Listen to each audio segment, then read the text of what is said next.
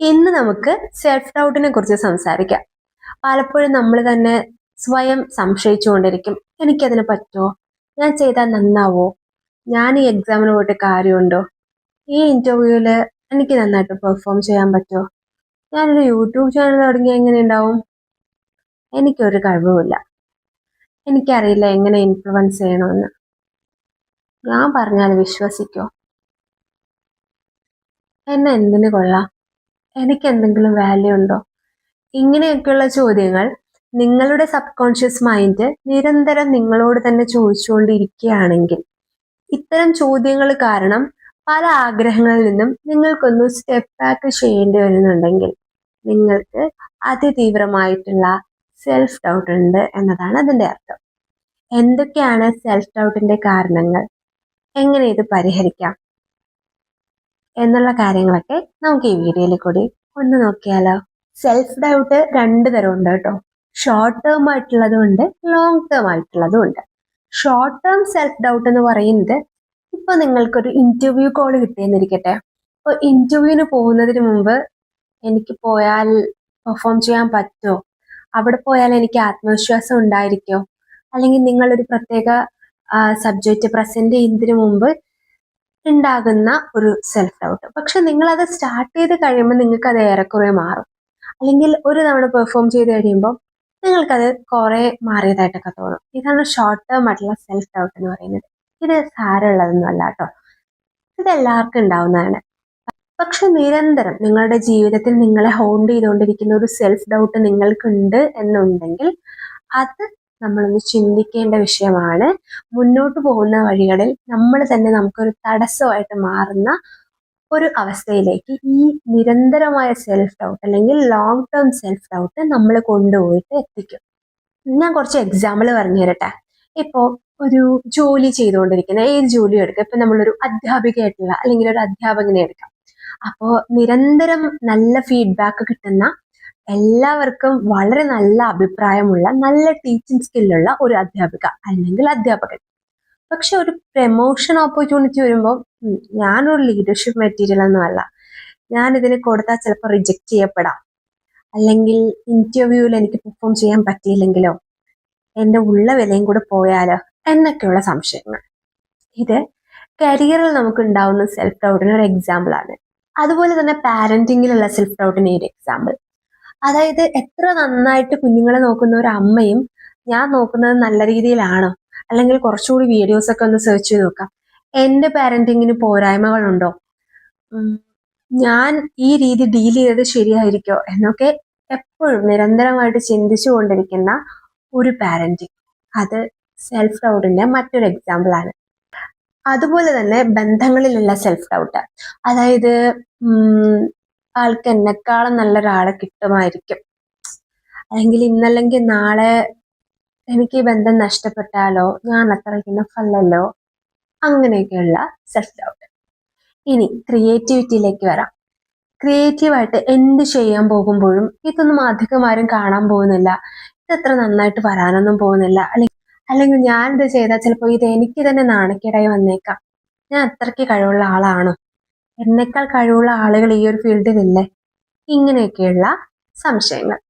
ഇനി public speaking എടുത്താലോ, 4 പേരുടെ മുമ്പിൽ സംസാരിക്കുന്നതിനുള്ള മടി, ഞാൻ സംസാരിച്ചാൽ വളരെ മോശമായി പോവോ, ഇടയ്ക്ക് വെച്ച് പറയാൻ ഉദ്ദേശിച്ചൊക്കെ ഞാൻ മറന്നു പോവോ, ഞാൻ ഉദ്ദേശിക്കുന്നത് പോലെ ആയിരിക്കുമോ എൻ്റെ പ്രസന്റേഷൻ വരുന്നത്, എല്ലാവരും മോശമായിട്ട് അഭിപ്രായം പറയോ എന്ന തരത്തിലുള്ള സെൽഫ് ഡൗട്ട്സ്. അപ്പം ഇത്രയൊന്നും മാത്രമല്ല കേട്ടോ, ഇതിനേക്കാളൊക്കെ ഉപരി ഒരുപാട് തരത്തിൽ സെൽഫ് ഡൗട്ട്സ് നിങ്ങൾ പലപ്പോഴും എക്സ്പീരിയൻസ് ചെയ്തിട്ടുണ്ടാവാം. എന്തുകൊണ്ടായിരിക്കും നിരന്തരമായിട്ട് നമുക്ക് ഇത്തരത്തിൽ സെൽഫ് ഡൗട്ട് വരാനുണ്ടായിട്ടുള്ള കാരണങ്ങൾ? നമ്പർ 1 പെർഫെക്ഷനിസം ആണ്. നമ്മൾ തന്നെ പലപ്പോഴും പല കാര്യങ്ങളെ കുറിച്ചും വളരെ ഉയർന്ന സ്റ്റാൻഡേർഡ് നമ്മുടെ മനസ്സിൽ സെറ്റ് ചെയ്ത് വെച്ചിട്ടുണ്ടായിരിക്കും.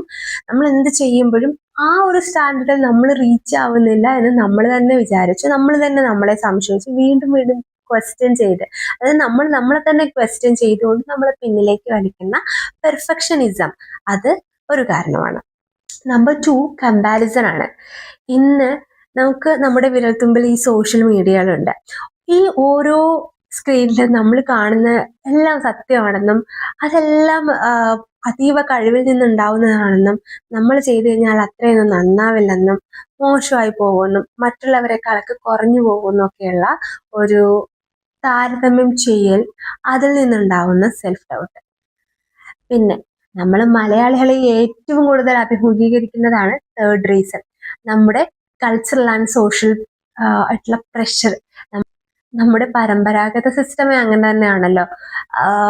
അങ്ങനെ വേണം ഇങ്ങനെ വേണം എന്നുള്ള കുറേ കാര്യങ്ങൾ ഓൾറെഡി സെറ്റ് ചെയ്ത് വെച്ചിട്ടുണ്ട്. നമുക്ക് അതൊന്നും റീച്ച് ചെയ്യാൻ പറ്റില്ല എന്ന് കുറേ പേര് ഓൾറെഡി നമ്മളോട് സംശയം പറഞ്ഞിട്ടുണ്ട്, കുറേ സ്റ്റേറ്റ്മെന്റ്സ് പറഞ്ഞിട്ടുണ്ട്, കുറേ ഫെയിലിയേഴ്സ് ഉണ്ടായിട്ടുണ്ടാവാം. അപ്പൊ ഇതൊക്കെ വെച്ചിട്ട് നമ്മുടെ സൊസൈറ്റി നമ്മളെ വീണ്ടും കൂടുതൽ സമ്മർദ്ദത്തിലാക്കുമെന്ന് ഭയപ്പെട്ടിട്ട് നമ്മൾ നമ്മളോട് തന്നെ ചോദിക്കും, ഇതൊക്കെ നമുക്ക് വേണോ, ഉള്ളതൊക്കെ കൊണ്ട് മുന്നോട്ട് പോയാൽ പോരെ, ഇനി ഇതിലേക്ക് ഇറങ്ങിയിട്ട് അടുത്തൊരു അബദ്ധം ആവണോ എന്നൊക്കെ ചിന്തിക്കുന്നത്. ലാസ്റ്റ് വൺ എന്ന് പറയുന്നത് ഏറ്റവും വിഷമമുള്ള ഒന്നാണ്, ലാക്ക് ഓഫ് സപ്പോർട്ട് സിസ്റ്റം. അതായത് നമ്മളിൽ പലർക്കും നമ്മൾ അർഹിക്കുന്ന ഒരു സപ്പോർട്ട് പലപ്പോഴും കിട്ടാറില്ല. ഇത്തരത്തിൽ അർഹിക്കുന്ന പിന്തുണ കിട്ടാതിരിക്കുന്നതും നമുക്ക് നമ്മളിൽ ഒരുപാട് സെൽഫ് ഡൗട്ട് ഉണ്ടാവും. പക്ഷെ അപ്പോഴൊക്കെ നമ്മൾ ആലോചിക്കേണ്ട ഒരു കാര്യമുണ്ട്, അൾട്ടിമേറ്റ്ലി നമുക്ക് നമ്മളെ ഉണ്ടാവുള്ളൂ. നമ്മളൊരു സ്റ്റെപ്പ് കഷ്ടപ്പെട്ട് മുന്നോട്ട് വെച്ചാൽ നമ്മളെ സപ്പോർട്ട് ചെയ്യാനൊന്നും ആരും വരില്ല. പക്ഷെ നമ്മളൊന്ന് വിജയിച്ച് കാണിച്ചു കൊടുത്താൽ ഈ കുറ്റം പറയുന്നവരും മാറി നിന്നവരും അവഗണിച്ചവരും എല്ലാവരും ക്രെഡിറ്റ് ഏറ്റെടുക്കാനും നമ്മളെ കുറിച്ച് നല്ലത് പറയാനും ഒക്കെ വരും. സോ അപ്പൊ നമ്മളെ പറ്റി അവർ നല്ലത് പറഞ്ഞതുകൊണ്ട് നമുക്ക് പ്രത്യേകിച്ചൊന്നും കിട്ടാനില്ല. അതുകൊണ്ട് തന്നെ നമ്മളൊരു കാര്യത്തിന് ഇറങ്ങുന്നതിന് മുമ്പ് അവർ നല്ലതോ ചീത്തയോ എന്തോ പറഞ്ഞോട്ടെ, അതൊന്നും വലുതായിട്ട് കാര്യമൊക്കെ എടുക്കാനും പോകണ്ട. ഇനി നമുക്ക് ഇത്തരത്തിലുള്ള നിരന്തരമായിട്ടുള്ള സെൽഫ് ഡൗട്ടിനെ ഡീൽ ചെയ്യാമെന്ന് നോക്കാം. ഏറ്റവും ഇമ്പോർട്ടൻ്റ് ആയിട്ടുള്ള കാര്യം നമ്മൾ അതിനെ ഐഡന്റിഫൈ ചെയ്യുക. എനിക്ക് നിരന്തരമായിട്ട് ഇങ്ങനെ ചിന്തകൾ വരുന്നുണ്ട്, ഞാൻ എന്നെ തന്നെ അനാവശ്യമായിട്ട് ക്വസ്റ്റ്യൻ ചെയ്യുന്നുണ്ട്, അതെന്റെ നല്ലതിനൊന്നുമല്ല എന്നുള്ള ഒരു റിക്കഗ്നിഷൻ നിങ്ങൾ മനസ്സിലാക്കാണ്. ഇത് നല്ലതിനായിട്ടുള്ള കാര്യമല്ല.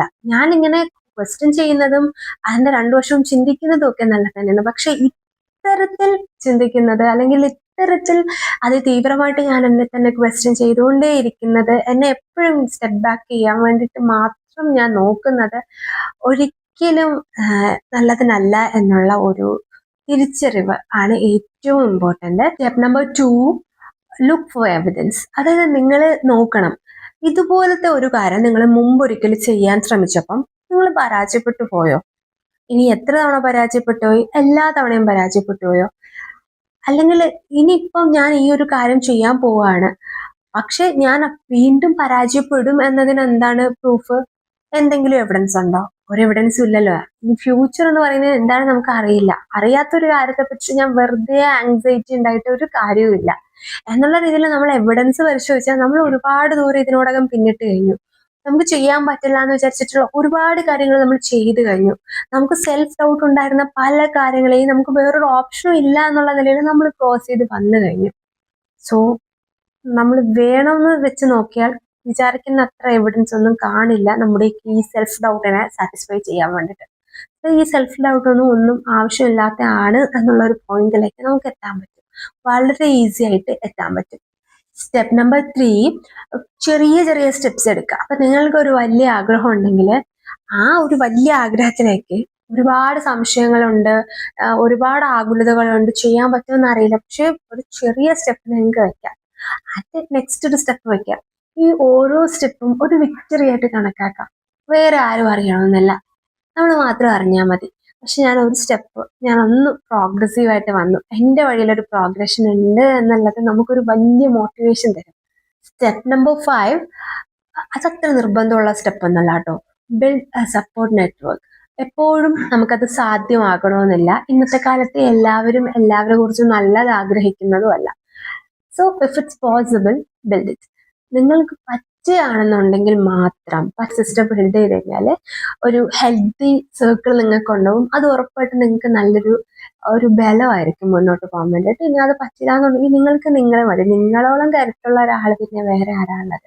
സ്റ്റെപ്പ് നമ്പർ 7, ഇതാണ് ഏറ്റവും വലിയ സ്റ്റെപ്പ്, അല്ലെങ്കിൽ ഇതാണ് അൾട്ടിമേറ്റ് സ്റ്റെപ്പ്. Take action. അതായത് ചിന്തിച്ചുകൊണ്ടിരുന്നിട്ട് കാര്യമില്ല, സ്വപ്നം കണ്ടുകൊണ്ടിരുന്നിട്ടൊന്നും ഒരു കാര്യമില്ല, അല്ലെങ്കിൽ ഇങ്ങനെ ക്വസ്റ്റ്യൻ ചെയ്തുകൊണ്ടിരുന്നിട്ടോ ഡൗട്ടായിട്ടോ വിഷമിച്ചിട്ടോ സ്വപ്നങ്ങൾ ഉപേക്ഷിച്ച് കളഞ്ഞിട്ടോ ഒന്നും ഒരു കാര്യമില്ല. എത്ര സ്വപ്നങ്ങളെ ഇതിനോടൊക്കെ നമ്മൾ ഉപേക്ഷിച്ച് കളഞ്ഞു. എന്റെ ചിന്ത ഉണ്ടായി, ഒന്നും ഉണ്ടായില്ല, ഇതും കൂടി ഉപേക്ഷിച്ച് കളയണോ? കോൺഫിഡൻസ് വരുന്നത് എപ്പോഴും നമ്മളൊരു ആക്ഷൻ എടുത്തു കഴിഞ്ഞിട്ടാ, അല്ലാതെ ചിന്തിച്ചുകൊണ്ടിരിക്കുമ്പോൾ ആർക്കും കോൺഫിഡൻസ് ഒന്നും വരില്ല. നമ്മളൊരു കാര്യത്തിലേക്ക് ഒന്ന് സ്റ്റെപ്പ് ചെയ്ത് കഴിയുമ്പോൾ നമുക്ക് കോൺഫിഡൻസ് കിട്ടും, നമുക്ക് മുന്നോട്ട് പോകാൻ പറ്റുന്ന ഒരു ഇൻസ്പിറേഷനും കിട്ടും. സോ എന്താണോ ആഗ്രഹിക്കുന്നത് അതിലേക്ക് ഒരു ആക്ഷൻ, പറ്റുന്നത് പോലെ take action, step into that process.